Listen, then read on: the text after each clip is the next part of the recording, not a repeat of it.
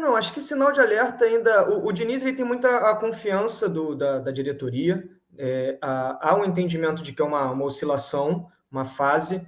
A gente até chegou a citar na véspera do jogo, né, numa matéria que saiu ontem, no dia do jogo, de que o estilo de Sampaoli e Diniz chegavam ali meio instáveis para esse clássico, né? O Sampaoli ainda tentando buscar uma filosofia, implementar aquilo que ele imaginava, chegou com a temporada andando, e o Diniz, né, numa oscilação. Claro que tem que se procurar soluções, ele fala isso, né, que em momentos de crise, quando o time usa para se reerguer, eu não sei se é bem essa frase que ele citou, mas é algo nessa linha. Então, é claro que é um momento de se analisar o que vem acontecendo. Era um time que, como você falou, criava muito, né? O Cano, por exemplo, é um goleador e ele tinha muitas chances de gol, você viu o Cano tentando muito.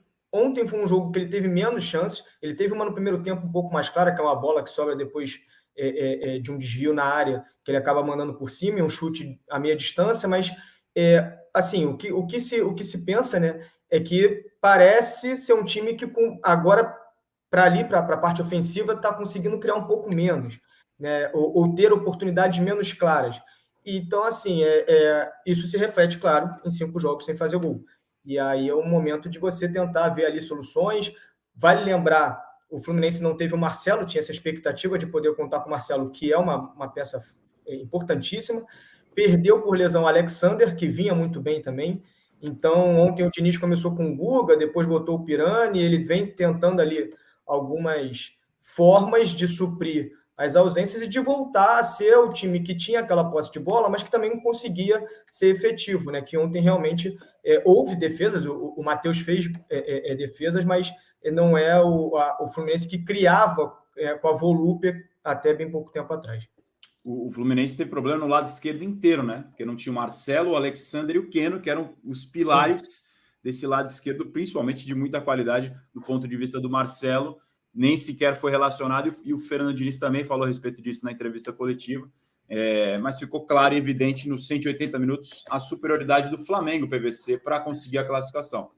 O Fluminense chutou 2 bolas no alvo, e das 7 finalizações totais, 3 foram de fora da área. Quer dizer, ele tem tido dificuldade para fazer a bola chegar no Cano, que é seu goleador no ano, goleador do Brasil no ano com 24 gols.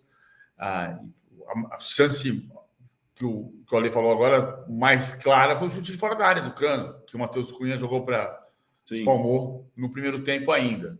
O Fluminense estava até melhor domínio territorialmente quando tomou o primeiro gol na bola do Gerson para o Fabrício Bruno, e do Fabrício Bruno para o De Arrascaeta marcar.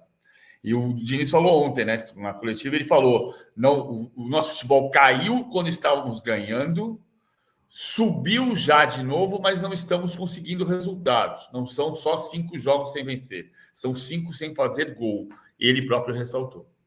Exatamente, é o que talvez chame mais atenção. E coincidência ou não, o Cano está nesse mesmo período também, sem balançar as redes. É o principal goleador. 6 jogos do Fluminense sem gol do Cano, 5 dele. Porque teve o jogo contra o Strongest que ele não jogou, né? Jogou o Lelê. Exatamente. É o Fluminense tentando se reencontrar depois de fazer um ótimo início de temporada. Tem Libertadores na semana que vem, jogo de volta, entre aspas. No segundo turno da primeira fase da Copa Libertadores, contra o River Plate, venceu por 5. Agora vai visitar o River fora de casa, num jogo que promete também fortes emoções. Ale, mais alguma para fechar a conta e passar a régua do Fla-Flu quente dos bastidores que você acompanhou ontem? Não, acho que é um pouco disso, né? Para o Fla foi um alívio, né? Era um adversário que estava engasgado já há algum tempo, então tinha esse peso também de novo o Fluminense pela frente, então é uma vitória que não apenas significou a classificação, mas a sensação ali é de que de repente foi uma vitória para você virar a chave na temporada. Se eu conseguir uma vitória como essa, uma classificação como essa, é de se virar a chave. E no lado tricolor, é claro que não acho que acender um alerta e tudo mais, mas é claro que é um momento de você olhar o que não vem dando certo. O Diniz tem a confiança do Mário, do Angione, né, da diretoria do Fluminense, então não é isso que vai fazer a coisa mudar a curto prazo, mas é claro que é um momento ali de você, pelo menos, tentar buscar alguma solução para voltar aos trilhos, né, de um time que até muito pouco tempo atrás era apontado como o futebol mais vistoso do Brasil.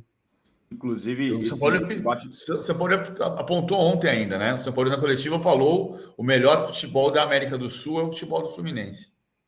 Ele usou essa expressão. Usou. Forte. Ele falou duas coisas importantes ontem, fortes. Ele falou que o Fluminense pratica o melhor futebol da América do Sul. Ganhamos um time que pratica o melhor futebol da América do Sul. E falou, ao responder sobre vazamento de escalações, ele disse que vazar a escalação é normal. E ele, em seguida, disse: estou no maior clube que eu já dirigi. Natural que seja assim. Nesse momento, até porque ele foi perguntado sobre o Racing, né? E aí ele falou: não posso pensar no Racing se eu não pensar no Vasco, né? Aí ele cita essa questão do Flamengo e diz que é pensar jogo a jogo. São Paulo, que aqui fazendo parênteses, a estratégia. Eu acho que ele foi muito bem ontem na estratégia para o jogo, né? O Flamengo conseguiu. O Fluminense tinha a bola na hora que o Flamengo abre o placar, mas acho que o Flamengo conseguiu ter uma partida um pouco mais sólida, né? Com menos sustos do que vinha acontecendo. Acho que a estratégia do São Paulo ontem funcionou. E ele até postou um story colocando uma imagem do Maracanã, falando sobre a festa da torcida do Flamengo, a maior do mundo e tudo mais, exaltando a torcida. E essa frase de melhor futebol da América do Sul, o De Michelis, técnico do River Plate, também chegou a usar, coisa parecida depois da goleada de 5 do Fluminense sobre o River Plate, que o Fluminense estava numa fase encantada, que estava tudo dando certo para a equipe do Fernando Diniz. Essa chave está começando a virar, chave que o Flamengo também começa a tentar virar para o lado agora positivo, como mostra a reportagem do nosso Ale Araújo no UOL Sport, tentando buscar agora novos tempos depois dessa classificação importante do Fla-Flu para as quartas da Copa do Brasil.